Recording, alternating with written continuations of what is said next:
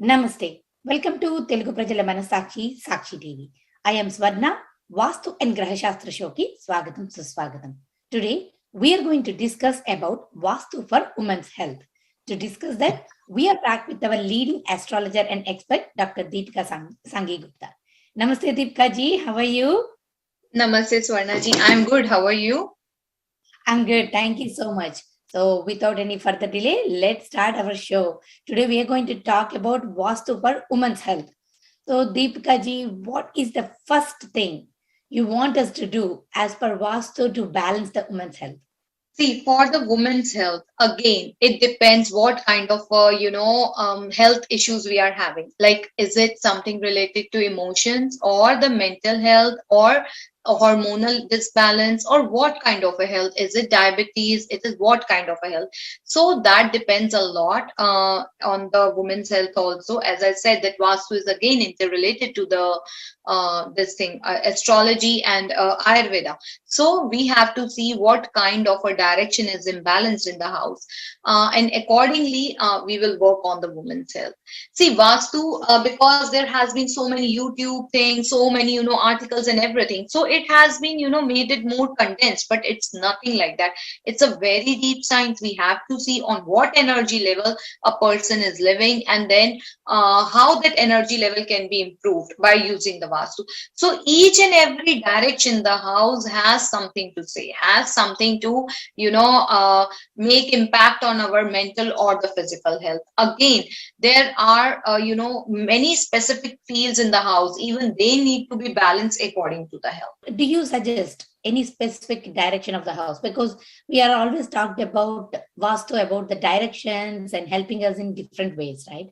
So, Yeah. do you think, is there any specific direction of the house is like, the particular phase of the house is good for women's health? See, for particularly that, I would say that, the northeast should be very much clean and clear. And then when we go from the northeast towards the north, then that middle portion should always be very much clean, clear, clutter free, God free, and, like I would say that properly managed. That zone should always be balanced. Deepika ji, if we have to avoid any specific direction, what is the specific direction you suggest us to avoid? See, to avoid a particular direction, I would say the direction between the, east to the southeast, the center of that should be definitely avoided. Then, from the south towards the southwest. So between that, a point comes, that direction should be avoided. And then from the this west towards the northwest, then in the center there is again a point that has to be avoided. So if these three directions are avoided, the good health can be expected through the Vastu. Okay. So what about puja room, Deepika ji? Like women kind of spend like, I don't know, not much because now every day, like, a lot of women are working nowadays. But olden days, if you go like, a few years back, like a lot of people used to spend a lot of time in the puja room, especially if you have older people in the house, like, grandmas or moms or anybody, like, they spend a lot of time, right? So Yeah. I want to know how much important is like a puja room on the correct direction and having the idols or whatever this, like, we keep the things in the puja room. Can you explain us more about the puja room, Deepika ji? See, the puja room definitely in the Vastu, we connect it to the health aspect because see, it's kind of a holistic aura you are spreading in the house. The puja room is your spiritual aura getting spread into the house. So it is all about your, spiritual and holistic aura in the house. Like what kind of aura you are maintaining through your puja room for your spirituality, for your holistic healing. So in that case, the puja room really plays a lot of role. The big idols in the puja room too many idols in the puja room is not good at all. Keep minimum, and then we also prescribe according to the horoscope, like what should be kept and what should not be kept, right? The second thing is that it should be very clean. I have seen that the people lit the diya and even that is not clean, and then every day they used to just lit the diya in that that dirty vessel only. So that should be avoided. And then the dry flowers are there in the puja room, that also spreads negative energy. Like as I said in my past episodes also, whatever has been dried, whatever has been dead will only spread the negative energy. So just control that negative energy, control that negative aura. And the fourth thing is that in the puja room also, sometimes people keep on playing the om chantings or some kind of mantra 24/7 into the home. So that is also not good. See, in the temple also, they shut down the temple, right? They say that now the temple is closed from 10 p.m. to morning 5, 6, 7 a.m. So even the rest is needed there also, because every time if some hymn is going on, some chanting is going on, that is also not good. Sometimes we do that, but with some specific desire, like, okay, for 24 hours I'm going to do this to get this. But if not, then don't keep on playing. I've seen people keep on playing om chantings throughout the day. Even that is not good, because see, when you keep on playing that om chanting throughout the day, somewhere you are making your energies to more of the holistic side, and during the day you need that energy to work towards your goals, towards your materialistic goals, right? So that should be avoided. So when you keep on playing om, you are continuously your mind is continuously into an aura where the om chanting is going inside you, because you are inhaling, exhaling again. So that om chanting is going. So you feel that, okay, I have done a lot of work, I need rest. So the energy gets shifted. And the energy should be to that level high that you are prompt in taking the decisions and you're doing the right planning and everything according to your work profile.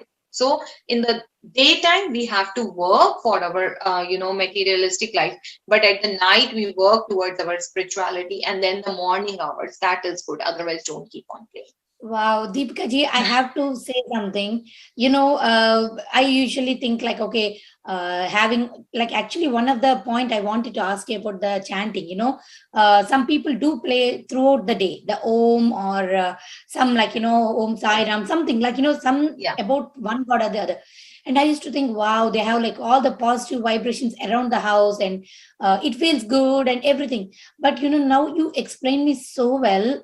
I really love the point, and it does make sense. Like you cannot really shift all the energy to one thing. You have to live your life, and you have to move your life. Yeah. Yeah. So See, in the temples, if they keep on playing, because temple is a place where you go yes, for your spiritual, yeah, for your spiritual things. So if they're playing over there and you're going to that energy level, that's okay. But people try to make their homes like a temple, which is not right. Home is home. Everything has a place. Like a kitchen is a place where you cook food. Then you have a dining where you eat food. Now you cannot say in the dining I'll make my food, in the kitchen I can sit and eat. No, that will be again disbalancing. So everything has energy and aura attached to it, and we have to work accordingly to make the life balance. yeah, that's really true, Deepika ji. I mean, I really love the way you explained us, and we have to keep moving in our life. We cannot ignore our goals. Like, Yes. praying to God is good, keeping the heart clean, house clean, helping others is very important, but definitely keeping our own goal and moving for it is really important too. So this is really good, Deepika ji. But Deepika ji, you said not to you see some places in temple, like puja room, the dried flowers, right? But I want to ask you, I see some people use plastic flowers, like, the Yeah. garlands, they put the guard. So what do you say about that? See, because we are again, as I said, that Vastu depends on Desh, Kal, and Patra, right? So today we are Yeah. living in a time, and especially in the US, it's hard to get the fresh flowers every day. So people are Yes. using that garlands, right? The plastic, but they are also not solving the purpose. Like, the fresh flowers will always have some kind of more positive aura and energy. So because we are living in such a plastic world, so that's okay for the God too. They also know that everything has become plastic today. The people have become plastic today in today's world, so that's okay to keep it for some time. But whenever there is some occasion or there is some auspicious event in the house, then try to bring some fresh flowers and offer that garland to the god. Deepika ji, I heard this, like, I don't know whether how much it is true or a myth. You have to help me understand that. So I heard, like, keeping water fountain or painting showing the water are good to keep in the house for women's health. Is that true, Deepika ji? No, it's not true for the women's health, but yes, we can say that, keeping this kind of painting, the water painting, in the water zones only is good. See, if again we keep the water painting in the fire zone, then again, the people in the house will feel lazy and lethargic. So, according to the elemental theory, yes, they can be kept in the water zone, because again, the water is connected to the emotions. See, when somebody do the meditation, then you might have heard that, those priests or those sages used to go on the bank of the river and they used to meditate, because, the water is the biggest energy. The water is a high level of energy. So, very essential for the human being. So that is why it is said that, keep that water energy in the house. That is good for your mental and emotional health, Mhm. especially, and for the finances too. Okay. What is the water direction? Like, where can we keep these paintings or anything to balance in the house?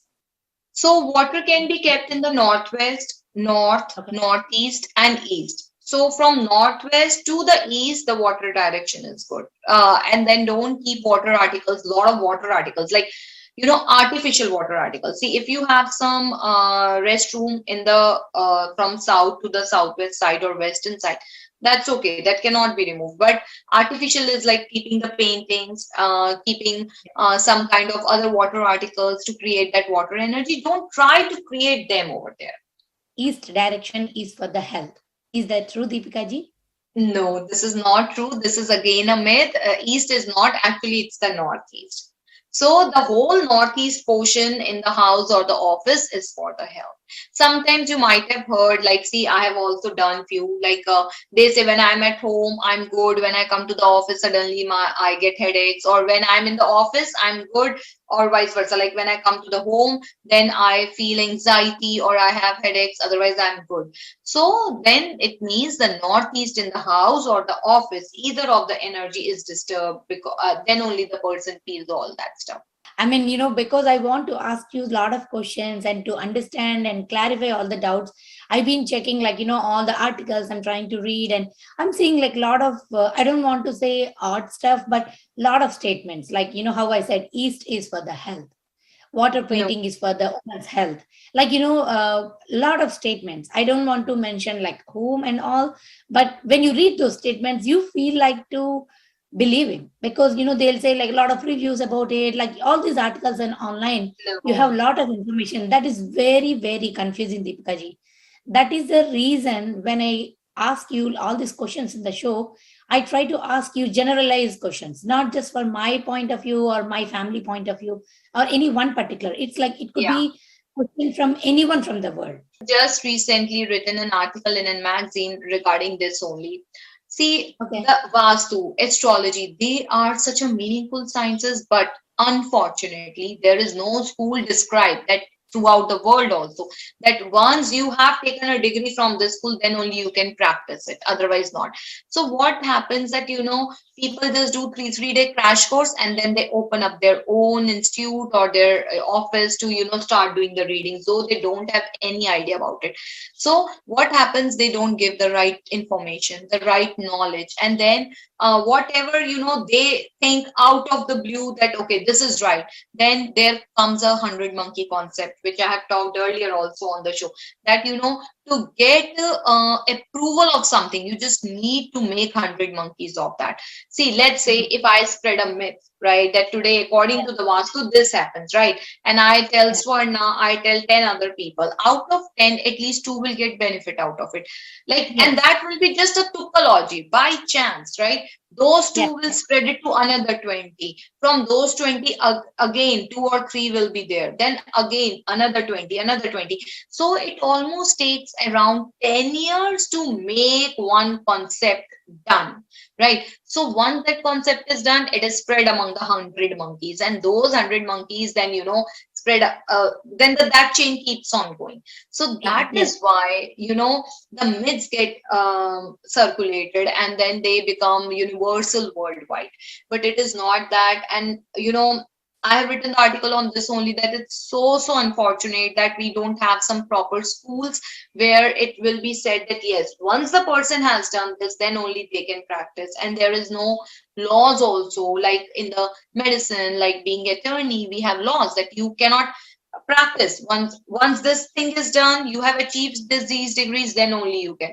There is no universal exam, nothing is there. So and people know that astrology and Vastu is something very easy to play with people's emotions and problems, because everybody has problem in today's time. So that is why also this becomes a big challenge, that to get the right knowledge of astrology and Vastu. That's true. And I have like a lot of statements which I found online, so I want to really clarify with you. I'm so glad I'm able to pull those up to you, and you're clarifying to me, and hoping a lot of our viewers going to get benefit out of it. So yes, why not? Because see, we want this thing to get the right word spread, so that these sciences, see, which have been really very, very knowledgeable, should be spread among the public for their betterment. See, our sages wrote so many years back, like thousands of years back, in Rig Veda, Ayurveda, and everything. And then they said about the planetary position of the planets and everything. And when NASA came into existence, I think either in 1950 or 58, so they confirmed that whatever the sages have written that thousands years back, without any machines or something to see the planets, right? Nothing exists, only the meditation, only the direct connections, right? And only that purity existed. And with that only, with that purity, with that knowledge, they could write down, they could script it down, everything. And NASA confirmed that all that planetary position, with the sages have written that back, is all true. And see, now the United States have made the turmeric patent, right? Because they say that yes, the turmeric is good for the body and the health. The ghee is good for body and the health, which Ayurveda has been saying through thousands of years through the Vedas. Right? Yes. So we should feel happy. We should feel blessed that we come from a culture where, like the oldest civilization, right? We come from a oldest civilization, and then, our ancestors have been so knowledgeable. And we should definitely, as it is said, that sharing should be done. So we should share what we hold for the betterment of the community, for the betterment of the country, for the betterment of the society. Wow. Deepika ji, Vastu is scientifically proven. Now I feel like, they should introduce Vastu as one of the subject for the next generation. They really need to understand, like, how Vastu, Ayurveda, all these, like, roots of the culture. And now, like you said, how they got the patent for the turmeric. Now, a lot of Indian ancient products, what we used to use, even now we use them, but we don't know the value of them. Now people from different countries, they're knowing the value of it, and they're like appreciating them. Now we are having here, if we go to the stores, we are getting organic turmeric, organic salt, everything organic, which we used to use back home, the same products, Deepika ji. Yeah. So I feel like, kids should really get benefit, like by learning and understanding. They will not learn these by going to extra classes, It should be a part of their subject, how they have PE, music, like Yes. extracurricular, at least once in a week or twice in a week, something to get them aware of what they're in the culture, and what are the roots, and not just the roots, and what are the benefits of these products for the people from different countries too, right, Deepkaji? Exactly. And then they should also be, it should be the part of daily routine too, that they should know that why they're eating this food, why they're eating this, why they're eating this. The parents should tell them. But what happens, the parents also does not have that knowledge. So that is why I'm saying, though it's such a knowledgeable subject, such an older subject, but still the lack of knowledge is becoming a hindrance in spreading the knowledge, Yes, right? yes, yes, definitely, Deepkaji. And like Yeah. we talked, like before, here in like US or in most of the countries, they use only tissue papers to wipe their hands and everything, Yeah. right? But now because of the COVID, wash your hands, not the sanitizer. Possible, please Yeah. wash your hands. Yeah. My itself was saying, wow, like we are going back to what our grandparents used to tell us. Like Used to it.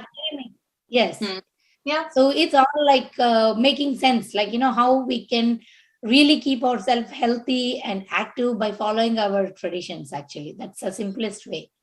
See, if you follow, like if you do daily yoga, then you do pranayams and eat according more towards the Ayurveda, like, eating organic things and everything, you feel that much change in your body.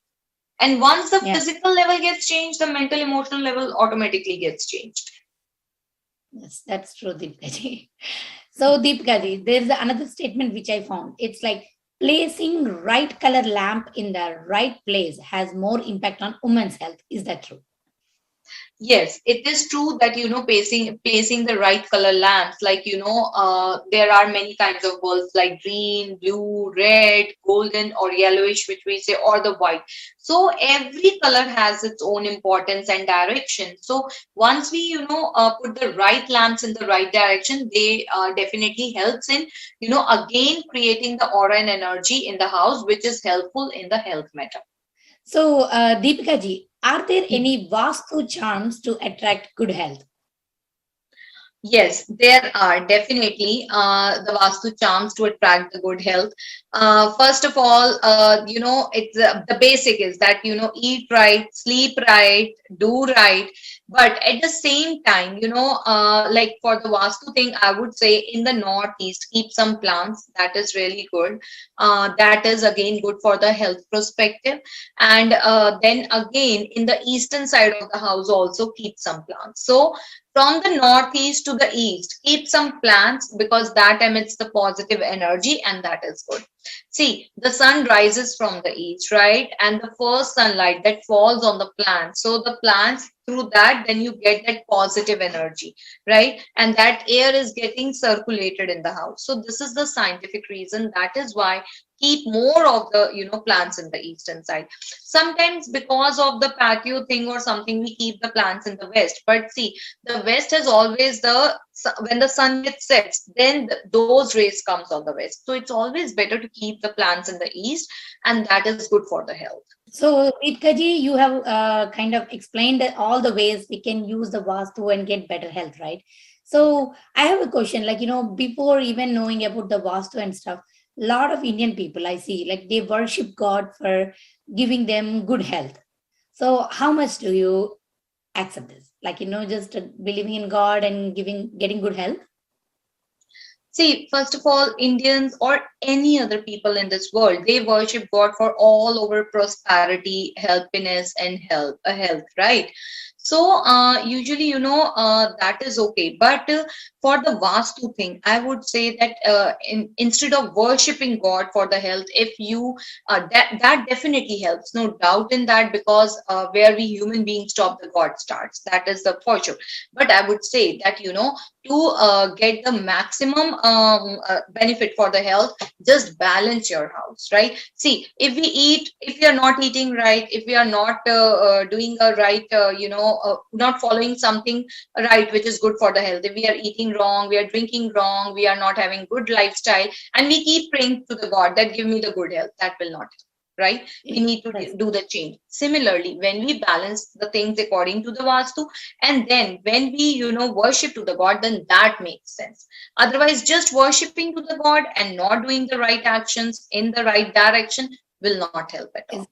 Because God also helps them who helps themselves. That's true, Deepika. Right? So that is why that is needed.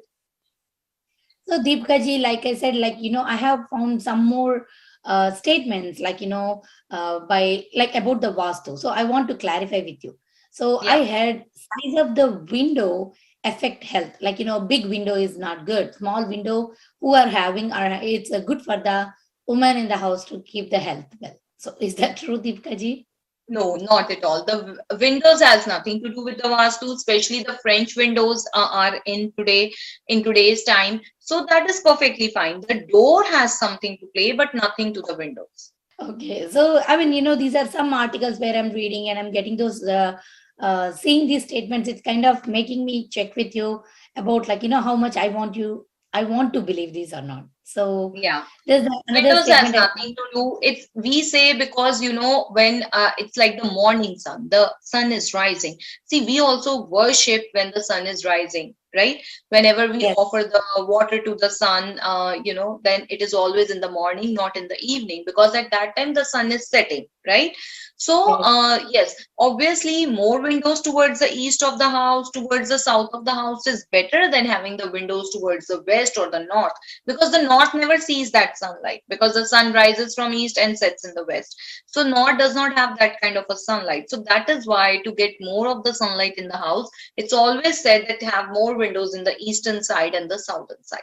So this is the logic actually behind the windows. So Deepika ji, I have one more statement. It says wind chimes with crystal near the bedroom window will reduce fights. Is that true? No, not at all. Again, it has nothing to do. See, the fight among the couple or the fight among the siblings, right? So if the fight is among the couple, then I would say that check where you are sleeping. Sometimes I have seen in a bedroom, on a bed also, I can see two different energies. So sometimes I said the person who is sleeping this side has more anxiety issues or has more, some or the other issues, is more problematic. The person sleeping this side is much better. And they confirm these statements. Yes, I have more anxiety. I get more, irritated on small things, and the fight starts. So it depends. 2-3 days back, I was in a party, and it was like their anniversary, and the husband made the comment that we even fight when we are on the same track. If we are saying the same thing, then also we fight. So he was just, it was just a humor. He was just joking, but he was like that, our relationship has been like that, that even if we both speaking the same thing, still we fight.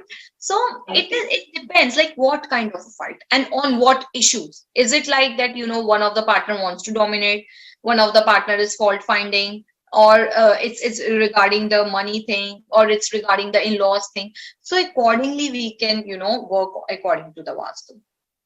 Oh wow. So Deepika ji, like what you're saying is if we want to do whatever, solve the problems or whatever the issues with the partner, you think Vastu can help us according to that. Like how you said, it can help us according to the health issues. It's going to help us according to the partner issues, right? Yes, definitely. We have to see what kind of a problem is there among the couple.